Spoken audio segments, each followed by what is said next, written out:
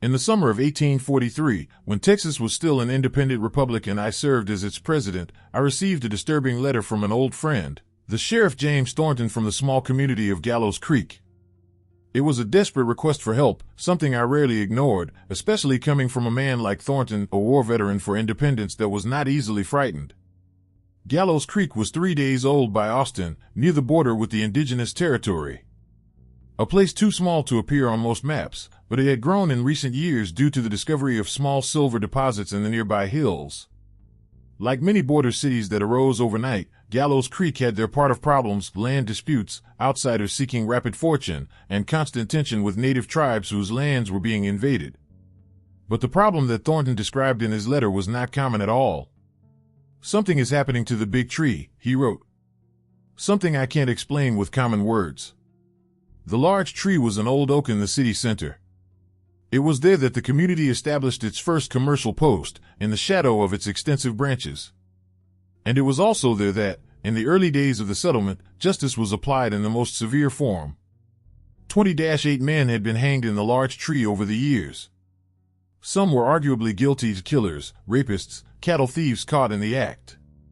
Others, well, the border justice is not always as meticulous as it should be, especially when it involves dark-skinned men or foreign languages. The letter ended with an urgent request for me to come in person and discreetly. "Do not send representatives," begged Thornton. "Come yourself, Sam. I need someone who believes what I will show." Few things could get away from presidential duties at that time. But James Thornton saved my life twice during the war and was not a man to exaggerate dangers. I got an official excuse for an inspection trip to the border communities and set off with only 2 trusted men as escort. We arrived at Gallows Creek at dawn on the 4th day. At first glance, the city looked prosperous, with new buildings emerging on the side streets and a constant back of wagons. But as he watched more closely, I noticed something strange in the residents' behavior. They spoke in whispers, they constantly looked over their shoulders, and many carried small amulets or religious symbols hanging around the neck. In the city center, imposing as Thornton had described, was the great tree. A majestic oak with at least 300 years, its branches extending like twisted fingers over the main square. What was not in the description, however, were the fruits. Carvalho's, as anyone knows, produces acorns. But this one produced something completely different. Hanging on the lower branches were fruits the size of apples, with an almost black dark red, shining in the sunlight like precious stones. "They started to appear 3 weeks ago," said Thornton, who had come to receive me as soon as I learned of our arrival. His face was thinner than I remembered, with deep dark circles under his eyes. "First just a few, then dozens. Now," he gestured to the loaded tree. "Have you seen something like this before?" I asked, approaching to examine one of the fruits. Nearby, the shell seemed to be throbbing gently, like a heart beating. "Never," replied Thornton. "No one saw it. I sent samples to a botanical in San Antonio. He said there is nothing similar in any record. Has anyone tried to eat them?" It was an obvious question. Unknown fruits usually arouse curiosity.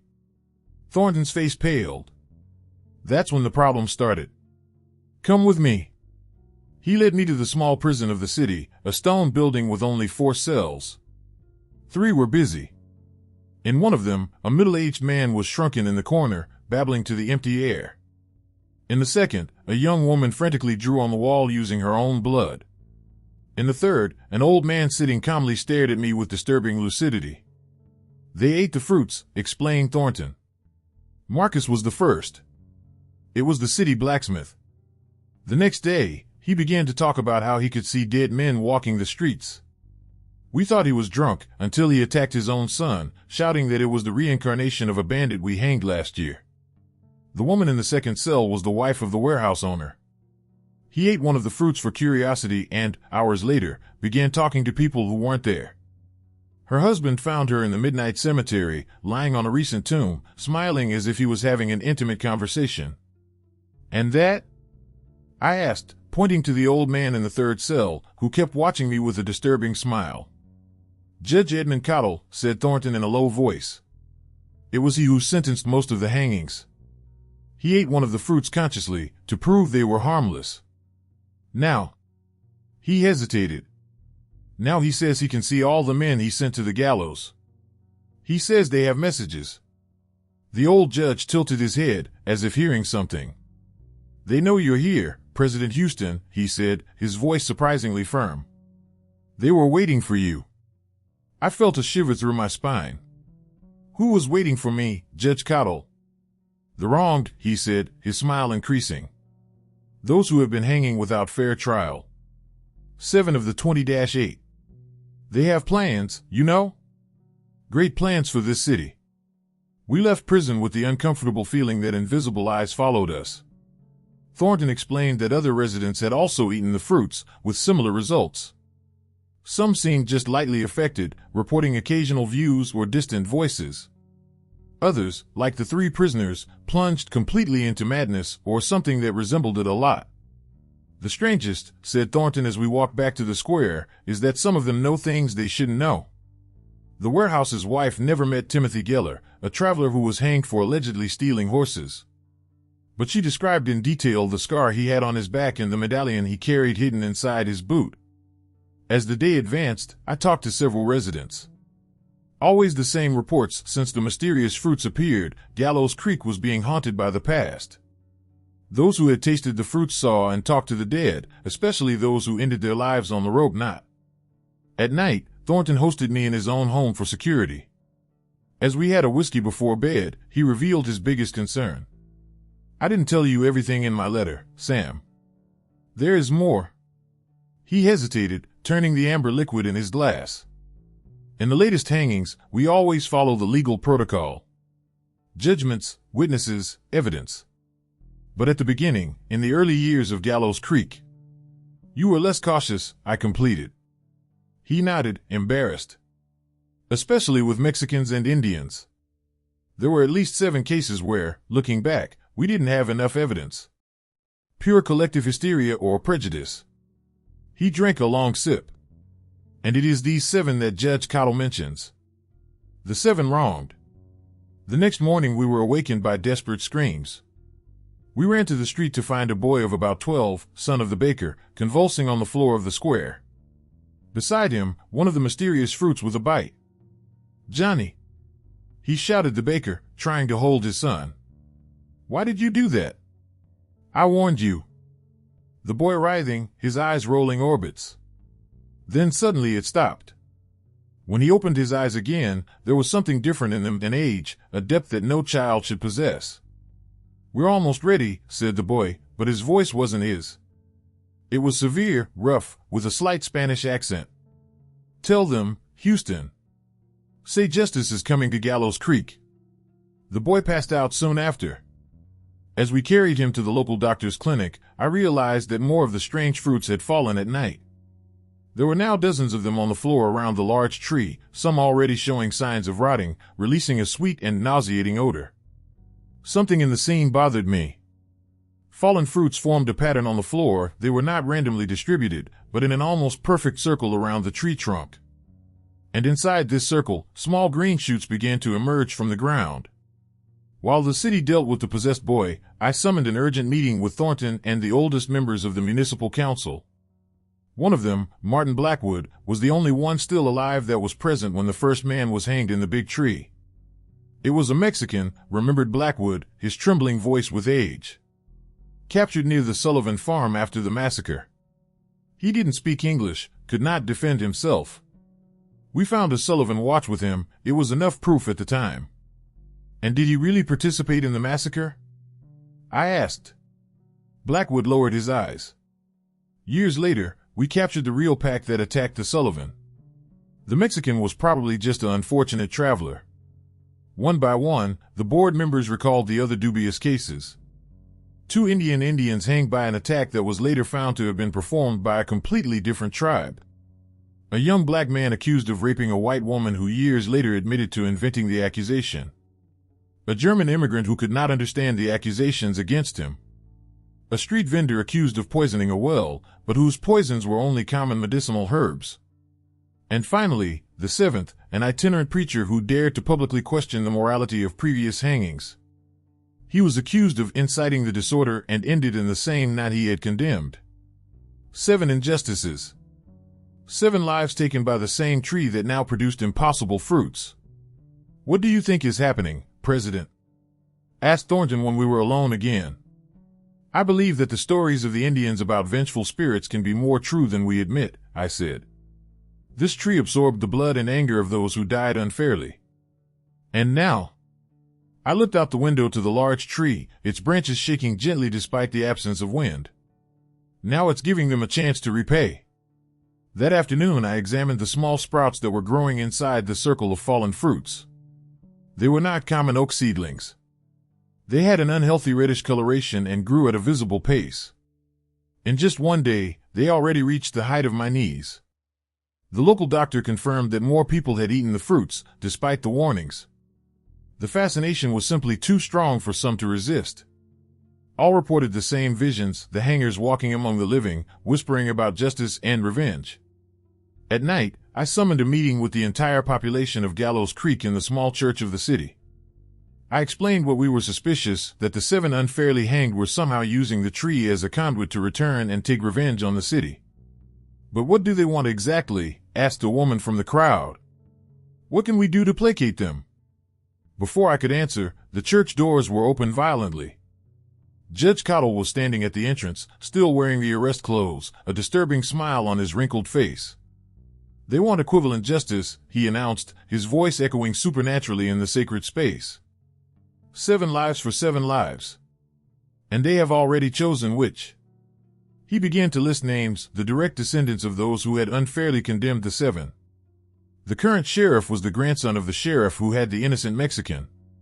The mayor was the son of the jury leader who condemned the preacher. And so on. How did you escape the cell? He demanded Thornton, advancing toward the judge. Cottle just laughed. I didn't escape. They let me out. He looked straight at me. They have a special message for you, President Houston. They say you should choose one side tonight. Justice or mercy. There is no middle ground.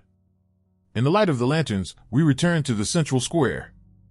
What we have seen left us paralyzed of horror. The small seedlings I had noticed earlier had grown greatly, becoming 7 smaller but identical trees to the large tree. And in each one of them, a flowing knot hung, shaking gently. 7 forces for 7 victims. Judge Cottle approached me, his eyes now completely black. You have until midnight to decide, President. Either they will take all the lives of the city. The following hours were a whirlwind of panic and deliberation. Some argued to sacrifice the 7 names mentioned by the judge for the greatest good, they argued. Others insisted on resisting, perhaps burning the large tree and its descendants. While the debate intensified, I got out to think. The memory of something that an old Cherokee shaman had told me years earlier returned to my mind. About how vengeful spirits can sometimes be appeased no more blood, but with recognition and repair. Near midnight, I gathered all again in the square. The 7 new trees had grown even more, their hearts now intertwined with that of the large tree, forming a dark canopy over us. There will be no more deaths in Gallows Creek tonight, I announced. Neither the 7 named people nor any other. A murmur of confusion traveled the crowd. Judge Cottle, now surrounded by visible translucent figures in the corners of our eyes, frowned. Then everyone will die, he said. Spirits will accept no less than justice. Justice is not the same as revenge, I said, my voice firm. These men were unfairly killed.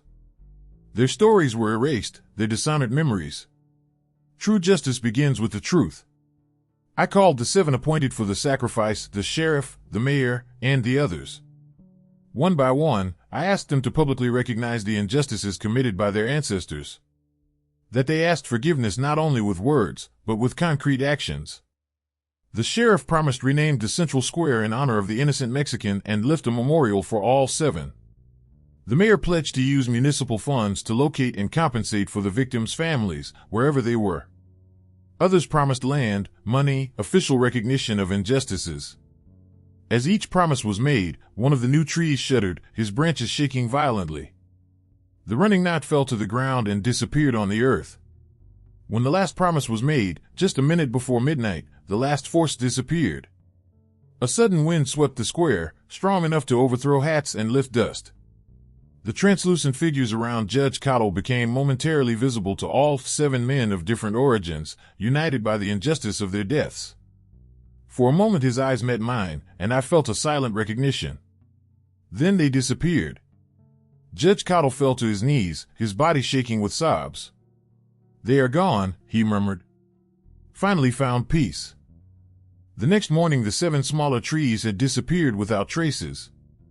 The great tree remained, but its strange fruits had fallen all, rotting quickly until there is nothing but a circle of enriched land. Those who had eaten the fruits and survived reported that the visions had ceased. Some seemed relieved, others strangely disappointed. Young Johnny, the baker's son, had no memory of his possession, but compulsively designed the face of a man with Hispanic characteristics for months later. I left Gallows Creek 2 days later, pleased to have avoided a bloodshed, but deeply disturbed by the experience. In the following years, I maintained correspondence with Thornton. He reported that the promises made that night were fulfilled. The memorial was built, families were found and offset, the story was rewritten to include injustices and their corrections. The great tree never produced strange fruits. But once a year, when we confront the spirits, small red flowers sprout briefly from their branches, a silent reminder of the power of late justice and the danger of ignoring the sins of the past. This story does not appear in Texas official history books or in my public records as president. Some truths are too heavy for formal registration. But it is a story that needs to be told, to remind everyone that injustices do not simply disappear over time. They create roots, grow slowly, and eventually bear fruit, be they reconciliation or revenge. The choice, as we discovered in Gallows Creek, is always ours. Before we end this account, if you are visiting our channel for the first time, be sure to subscribe and activate the bell to receive notifications about our upcoming scary stories. Your support means a lot to us, so please share these stories with your friends and family. Thanks.